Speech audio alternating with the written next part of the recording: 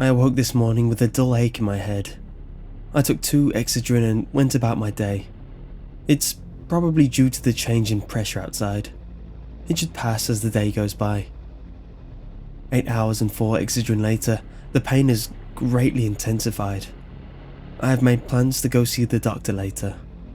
The doctor asks me some questions and tells me that if the pain intensifies, that she recommends an MRI. I agree. In the meantime, she writes me out a prescription for Diloxodin. She explains that this medicine is fairly new and warns me of the side effects, including fatigue, increased appetite, lucid dreams, and, in rare case, auditory hallucinations, and death. As soon as I get my subscription filled, I take one as directed. Within 5 minutes, the pain in my head has lessened greatly. Within 10, my headache is completely gone. I get ready for bed and power down my laptop. I can hear the bathroom sink dripping. I didn't notice it before and get up to turn it off. I drift off to sleep. I'm awoken a few hours later by the sound of the bathroom sink dripping again. I turn it off and assume that the valve must be loose. I can't fix it right now, so I place a towel in the basin to muffle the noise. I fall back to sleep when I hear a sound like someone letting out a sigh coming from the bathroom. I'm startled and my eyes pop open. I lay in my bed, listening. I hear water trickle into the porcelain. Drip, drip, drip, drip, drip. I take a breath and make my way into the bathroom. I turn on the light to find the faucet completely shut off and the towel still in the basin. I touch it. It's barely wet. I chalk it up to the side effects of the Diloxodin and head back to sleep. The next morning I wake up and take another pill as recommended. I notice that I don't have a headache and that I'm no longer hearing things. Still, I'll tell my doctor after work. The doctor said not to worry too much about the hallucinations.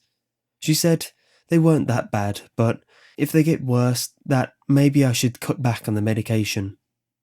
That night, I unwind by reading the Amber Chronicles. I was well into the 5th chapter when I started hearing noises again. In the kitchen, I hear a clack, clack, clack, as the sound of footsteps move across the floor. I push it out of my mind and continue reading. As I continue to read, I begin to hear a faint static come from the direction I heard the footsteps. I put the book down and listen. Soon, the static becomes whispers, and I'm able to distinguish 2 different voices, but I can't make out what they're saying. I again tell myself that it's the medicine, but nonetheless, I go cautiously into the kitchen to check. I find nothing there. I go to the bathroom and brush my teeth and get ready for bed. As I'm in there, at the corner of my eye, I see something brown and lanky move past the doorway. My heart gets caught in my throat. I rationalize that it was due to the medication, but soon realize that nothing was mentioned about visual hallucinations. Cold beads of sweat begin to form on my body, and my hands begin to tremble. With trepidation, I peer my head around the corner frame, hoping that nothing will be there. My eyes peer into the darkness of the hallway, searching. Then, I see it. Hulking at the end of the hallway, tall and brown and hunched over. Its presence menacing. I notice that it's turned the other way, and that it can't see me. I continue to stare at it until I notice something strange about it. Something familiar. I turn on the hallway light. I sigh in relief. It was just the coat rack. I decide to go to bed but leave the hallway light on. When I awake the next morning, I forgo taking my medication and decide to call into work. I have no headaches and I don't experience any hallucinations. I spend the day lying in bed and listening to the silence. It's been 7 days since I've stopped taking the medicine, and everything is still normal. I had a sinus headache a few days ago, but that was it. It would now seem that I no longer need the medication. If this is the case, then I can be done with these pills and not have to worry about any more side effects. I'll hold on to the pills for a couple more days, and if I'm still doing well, I'll flush them. My head is killing me. It's worse than it's ever been. I lie, curled up in a fetal position, in my bed, in the pitch blackness, with my hands cupping my head. I've thrown up 3 times already. I don't know if I should take the medicine, but I've been like this for I don't know how long, and I'm afraid the pain might kill me.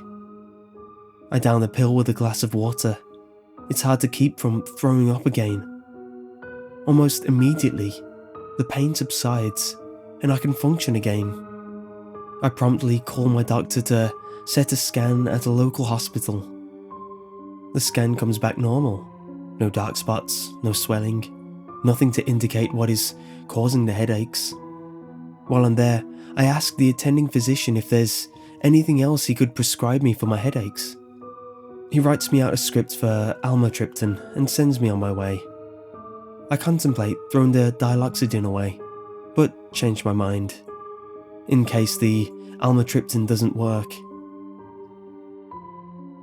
2 days now, and everything is going better than expected. Not only are my headaches gone, but I'm in an overall better mood. I'm more actively participating in work meetings. 5th day now, and things are getting weird again. Despite not taking any of the Diloxodin, I'm starting to experience auditory hallucinations. I can hear voices throughout the house.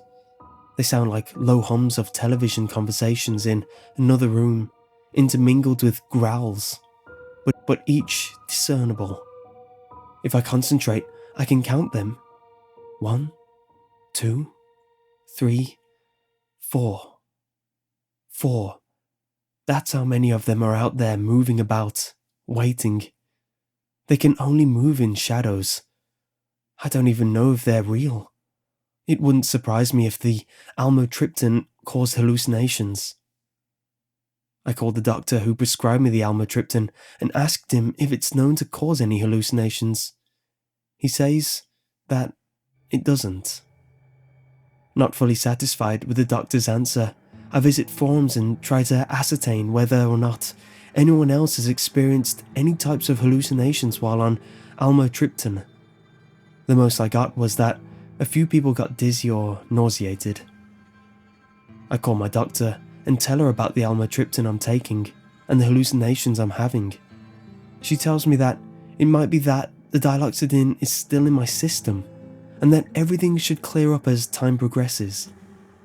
In the meantime, she suggests that I get blood work done to see if the drug is still in my system, and also to speak with a psychiatrist. I agree, and after I hang up with her, I make the appointment with a local clinical shrink. I have my lab work done and go see the shrink. We speak about the hallucinations I've been having, and he gives me some exercises to do when the hallucinations occur. He also writes me a prescription for clozapine. He tells me that it's for people with schizophrenia, but that it should work in my situation.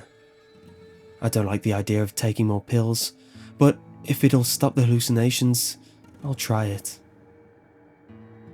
Despite taking the pills, I'm still hearing things and seeing tall, brown, slender, hulking shapes move about the house out of my peripheral.